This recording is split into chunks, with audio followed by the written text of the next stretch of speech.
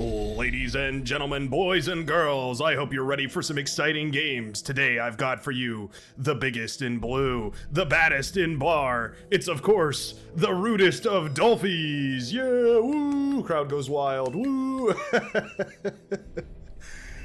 Mr. Dolphy himself, prominent Twitch TV streamer, as well as a somewhat of a mentor of mine, someone I look up to, someone I learned the game from, and definitely one of the best Beyond All Reasons players, at least as far as I can recall. Going to be showing us a replay that he sent right on over to me personally, because apparently some very cheeky strategies did go down. Our rudest of Dolphy is going to be going up against another Twitch.tv streamer. It's Naughty Toast. TTV Naughty Toast here, spawning on the front line, going for that vehicle bay, going for that double solar, triple metal extractors into a vehicle bay start. Very, very excited to see how they perform on the front line. But I cannot lie. I'm excited to see what Dolphy has in store for us. Usually when Dolphy sends me a replay, I can count on it to be something just absolutely extraordinary. So I'm excited to see what it is. The Dolphster going for a shore-based wind turbine strategy over here. That's interesting. I cannot lie, that is unique. I hope that's not the only unique thing that we're bringing out this game, but it certainly does distinguish him, I guess I would say. Maybe that's just to curb the metal stall a little bit here. Maybe just to take advantage of the high wind speeds right now. Either way, gonna go straight into that naval lab. Not gonna bother with this fourth metal extractor up north here, just getting straight into the water. He's going to be going up against Fire Jub Jub, another very competent player here, going for the bot lab start on the sea lane area here. On Supreme Straits, by the way, the map that we're going to be playing on today. In case you're unfamiliar, ADHD going to be going for, oh, interesting, going for a hovercraft lab here over on the shoreline position here for the red team. Interesting. Excited to see what he can do over there. Of course, hovercraft are very powerful because they can walk up on to land and do a little bit of damage here up against Dinosuchus, who has not bothered to go into the naval yet. He is, okay, we're gonna go for the metal extractors into a hovercraft lab, into a naval lab, into two naval labs, and then all the way across over here. Wow, quite an ambitious build order. I'm not sure how much of that's gonna be completed, but I'm excited to see it either way. Transport was handed over to the rude Dolphy himself. Actually, it's two transports. Can you, oh, that was weird. I thought the transport was about to pick up that plane, or pick up that boat, rather. I was gonna say, I don't think I've ever seen a transport plane do that. I don't know if that's even possible. It was not two transports, it was a scout and a transport here. Very nicely done. Scouting to make sure his commander isn't just gonna get sniped out of the sky by a rogue fighter patrolling over in this area. It's one thing that I always love to see the air player in the backline do, is pump out two fighters very quickly and send them to go patrol these islands, both north and south.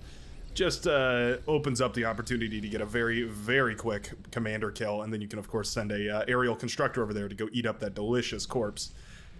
Bar is a game about cannibalism, and no game I can think of can really match it, except for maybe what's that one called? Well, I'll let you know if it comes to mind here. Maybe leave down in the comments below your favorite cannibalism featuring game. That'll be a fun comment section, especially for anybody who didn't listen to this part and they just skip ahead to the very end of the match and then suddenly they're reading the comment section. Oh, looks like we had a little bit of a lever. Uh-oh. Who was it is the question here. 1, 2, 3, 4, 5, 6, 7. 1, 2, 3, 4, 5, 6. 1, 2, 3, 4, 5, 6, 7, 8.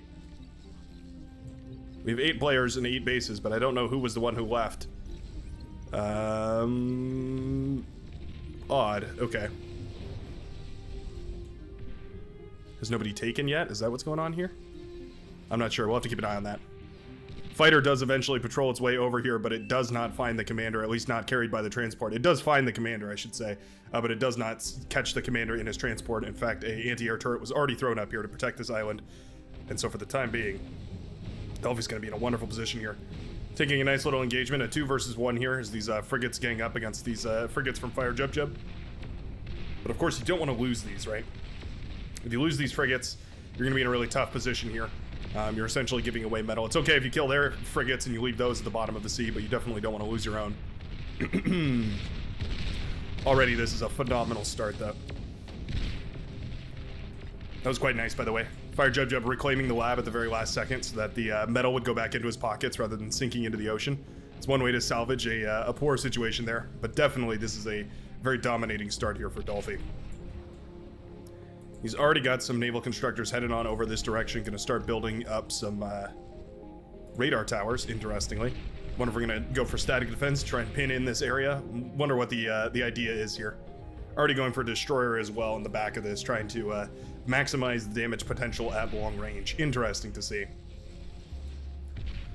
Frontline is split almost perfectly here. Yeah, this is actually a perfect split on Supreme Straits. This is one of those maps that features a sort of a diagonal split, but essentially this is the front line, the split for it anyways. Although Petra does have, or Petra?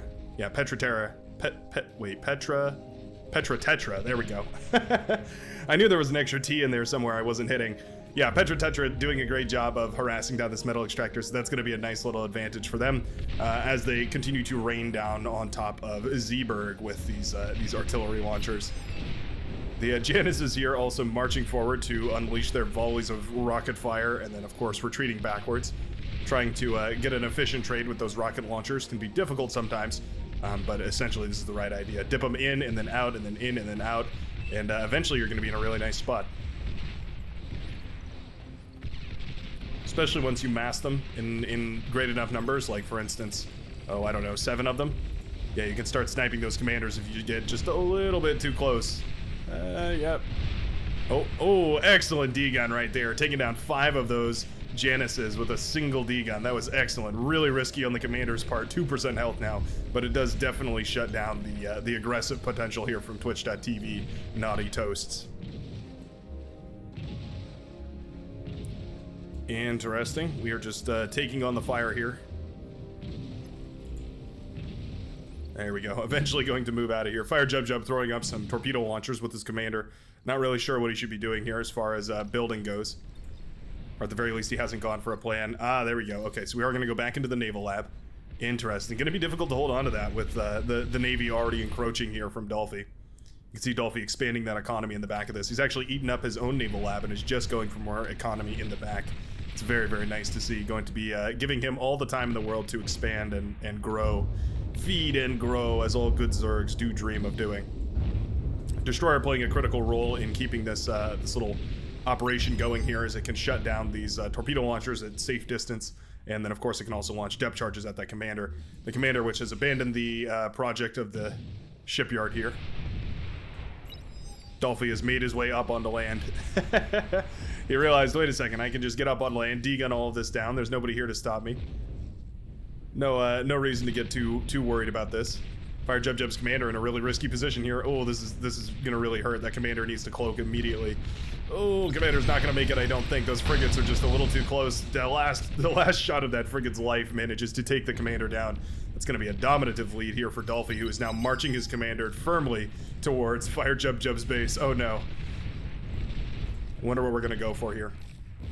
DOLFY has already got a bot lab on foreign soil here, as you can see, and is quickly starting to amass the constructors necessary to start pumping out bots across the seas. Commander here, I think, gonna go for the D-gun on the lab. That makes sense to me. Thugs can technically kite commanders. You can outrange the commander with the thug. Oh, but he does get a nice little D-gun there. D-gun's down the lab, and that is all she wrote here for Fire Jub, who is now ravaged by these grunts that are swarming the beaches. Oh no. Alright, so we found a new strategy. Just win your naval lane, build a naval lab on your enemy's beach, and start pumping out units. Alright. Oh, DOLFY cloaking into the backline here. He does have the energy for it, actually. He's built enough of an economy in the back here with all these constructors building up these tidal generators that he actually can sustain a cloak as long as he's not building too much here. Wow, going up to T2 already. That's quite expensive. I wonder if that was the right move here, if T1 could have won this fight. T2, of course, would be lovely, but T2 is quite expensive. Also expensive in the energy sector, right? You're going to be forced to go for quite a lot of energy into your bases there. You could claim all these metal extractors, though. That could certainly be a worthwhile use of time. Grunts streaming into the backline here. Oh my goodness. We've got 5 grunts, and the backline players are probably wondering, what the hell, where did these grunts come from? The front line looks secure. In fact, it looks phenomenal. The front line is completely caved in here, with Petra Tetra shutting down his opposed player. Front line is already collapsing, but DOLFY is in the backline with his commander. Where's he going? His commander is a walking man. He's got a mission. Does Kalisk have a radar tower out here? He has the air lab, which serves as a radar, a small one, but a radar nonetheless. Or does it? Actually, I could have sworn it had a radar range. Yeah, it does have a radar range, but I guess it's just not big enough yet. And he doesn't have a radar to detect Dolphy's commander that is sneaking on past in this direction here. Oh, come on. There we go. Yep, you can see that commander went completely undetected here, as now Kislik is dealing with a incursion of grunts and is too distracted to notice that there is a commander already in his back line. Wow. What a crazy fast transition here from Naval into T1 on the land all the way into T2 on the seas. Not giving Fire Jub Jub the time necessary in order to regain control on the land. That's a really impressive push right there.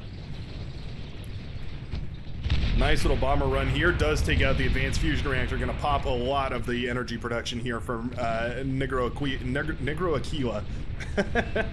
Uh-oh. Commander did die over on this island as well. What is he doing back here? What's the plan? Are we going for a bot lab? Or are we going for a rear incursion bot lab?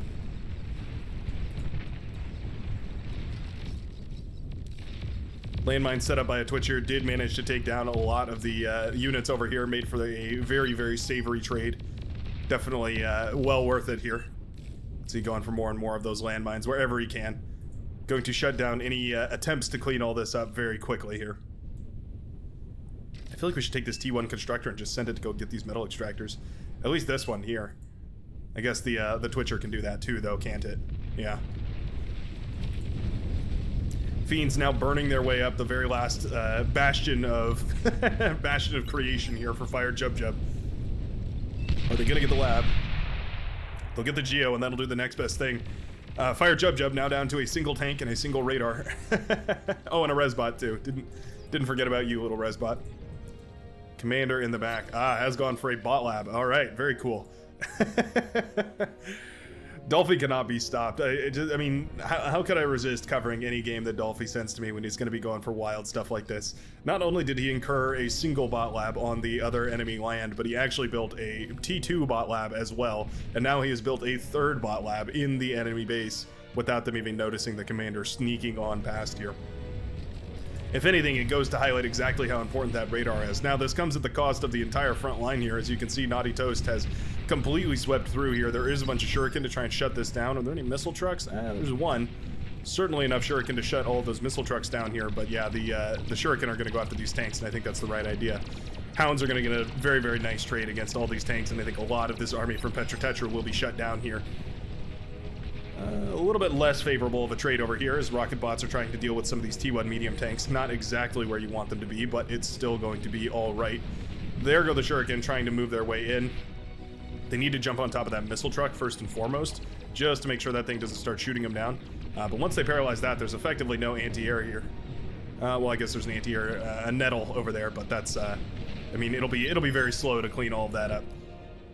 Dolphy goes for the radar jammer, of course, to keep this entire area closed. He's going to go for build power. He's going to start incurring troops in the back line here. He also has some Twitchers. That's about, what, 6 of them? 6 Twitchers, building a nice little array of twin guards here to shut down any aggression. Very nicely done. Going to kill a lot of those blitzes that we're trying to push forward there.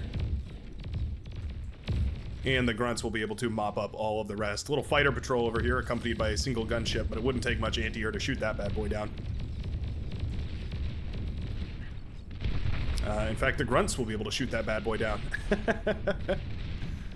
Twitchers were sniped. That's a good pick right there. That's going to be... oh, no, they weren't. Sorry. I thought the Twitchers were working up here. It looks like they pulled back a little ways.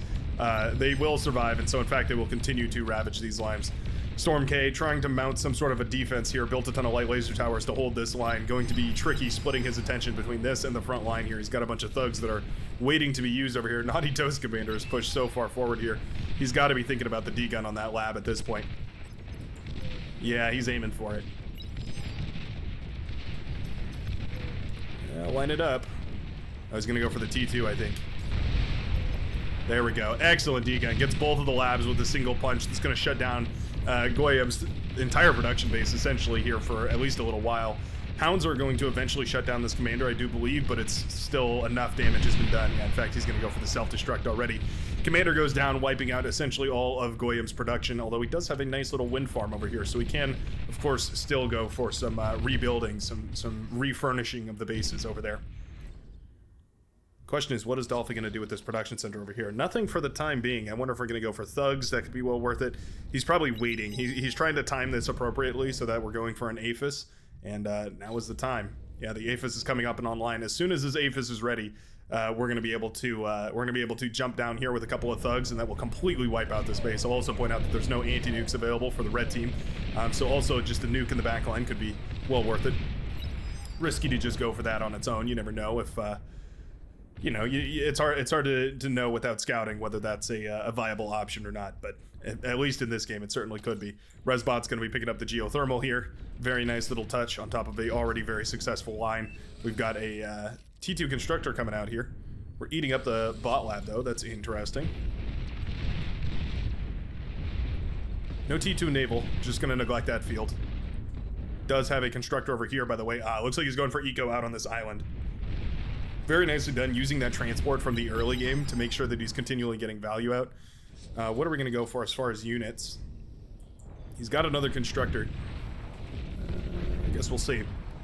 Wow, this backline has been cleaned up quite nicely, actually. A bunch of resbots over here are eating up all this metal, funneling it back into the team. That is quite nice. Seaberg doing a great job of taking over and holding this, well, rebuilding on this front line. I believe he's taken over.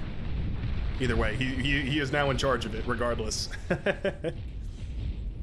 Those hounds are quite nice, though. You can see these hounds over here doing a great job of repelling a lot of these forces. They're definitely what you're looking for here. Bunch of goons and hover tanks are looking to push in here. Caimans. Not a crocodile, it's a caiman. My favorite type of cider. Those goons are pretty pesky. They really can do quite a bit. A little bit of a pause, a little bit of a pause. Oh, alright, went for the T2 lab up here. Instead, gonna go for some fiends, probably. Twitchers, interesting. Could also go for some commandos, of course.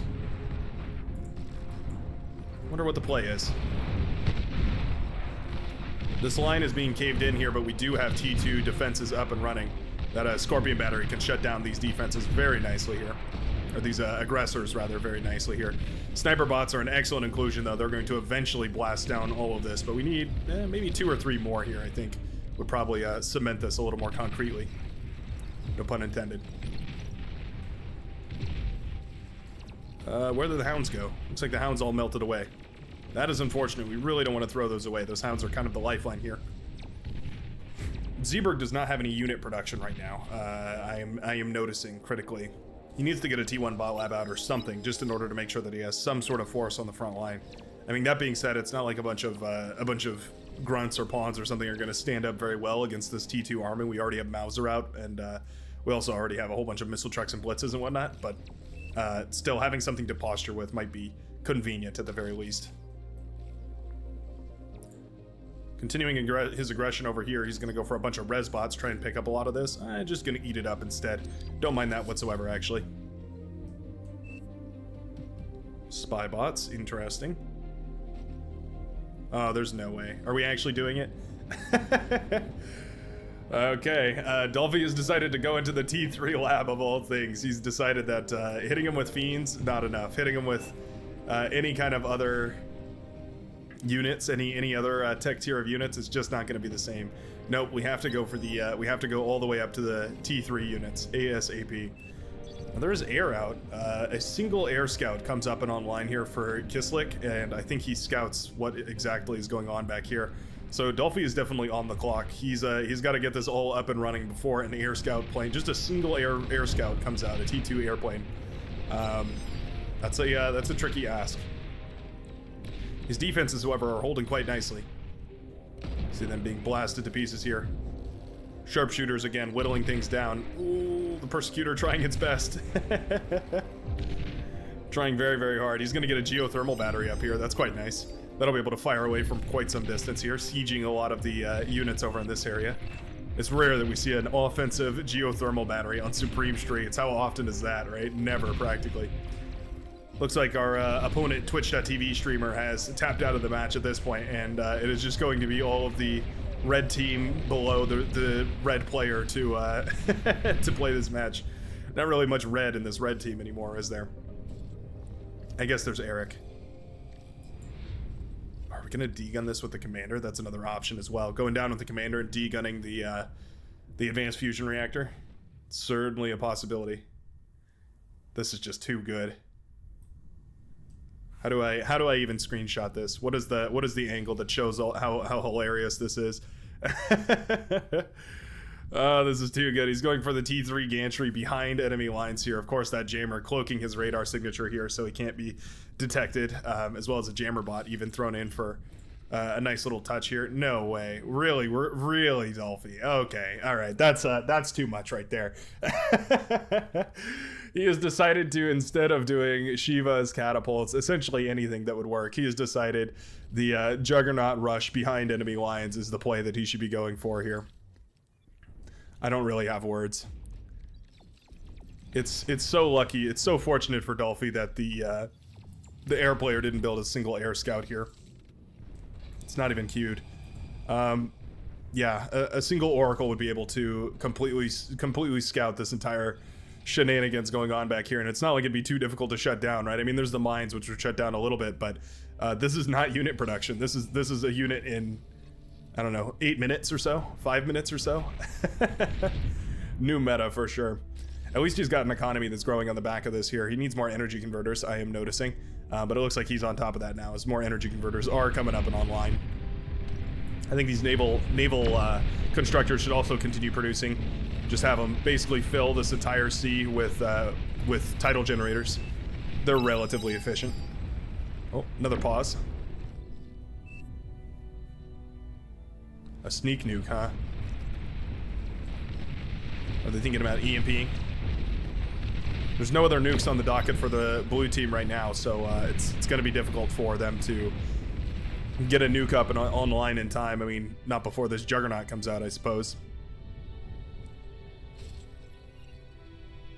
He's got redundant radar jammers over here. I don't know why they would Juno back here, but the fact that he saw the Juno makes him a little bit wary, I'm guessing. Insurance like blackjack.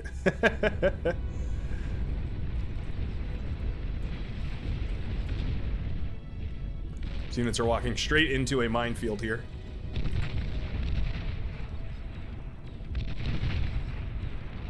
And those medium mines, they do not mess around. Yeah, they will tear you down quicker than you can say beyond all reason. They are more than happy to start whittling through these little thugs that are walking around over here. Would love to see some grunts continually streamed out here. That's one way to just continuously apply pressure all over the place. And it could serve as a necessary distraction in order to keep people looking away. I'm gonna kill the beach. Not the beach. It's not even the main area at this point. There goes that Cerberus firing away with all three of its devastating heads. All three of its nozzles fire a very high-powered round. I wonder if this Twitcher is kind of blocking its view there. That makes sense. Man, that Cerberus is powerful, though.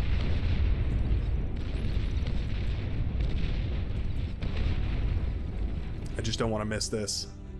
The crowning achievement. We're 70% of the way through, and I cannot believe that.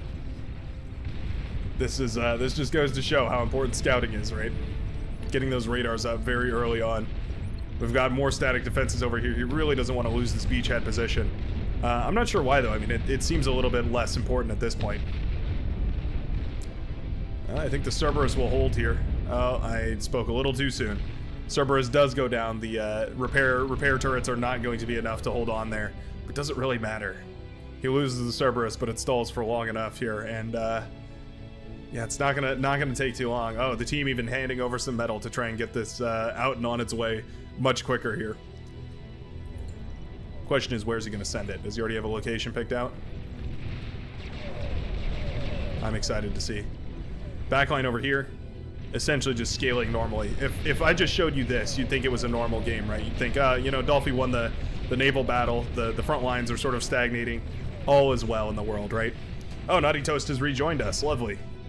Apparently he switched out of the game rather than just or disconnected from the game. Was not a strategic leave. Very good to see. I haven't thought about it, but I suppose that disconnecting from the game would be a little inconvenient for streamers. Dolphy's moving the commander down. Does Eric see it? Eric's got no clue. Oh no. Drongo build OP layout.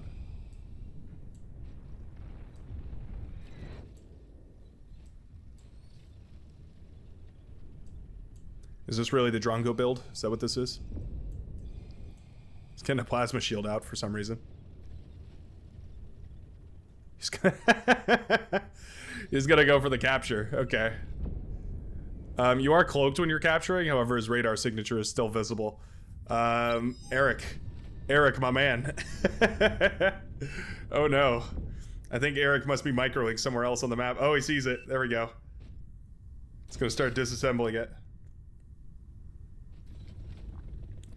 What do you do about something capturing in your backline? You know it's a commander. He's essentially holding you hostage. If you just kill it, you're essentially just gonna blow up your own base. Oh, interesting. Dolphy won't. Yeah, there we go. I was gonna say, there's not. I mean, you can't win this. He's just gonna degun your entire base down, and there you go. Pop goes the Eric, who is now reduced to a couple of tanks that he had out on the front lines. Oh boy, little does he know the true depths of the horror that he is about to see. Commando OP. Oh, it's just calm, and then they hear that. Oh no. Yeah, that's a juggernaut.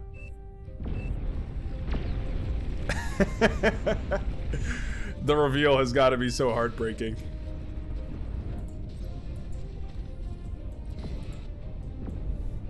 Is the juggernaut stuck? Is that what he's saying? Commander moves its way on over in this direction. Those Karganet have anti-air missiles. They're told to hold fire, though, for some reason. Guess we're really waiting for the opportune moment. He says, how? How could you do this?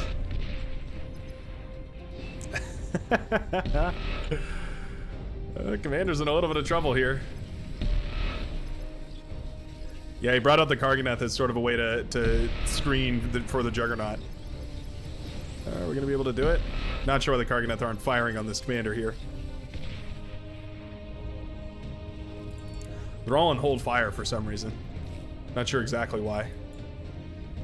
Oh, all right. Well, looks like the scare tactics will work in the end, as that Juggernaut and those Karganeths in the back were just too powerful. The commander as well with that excellent capture. That was checkmate right there.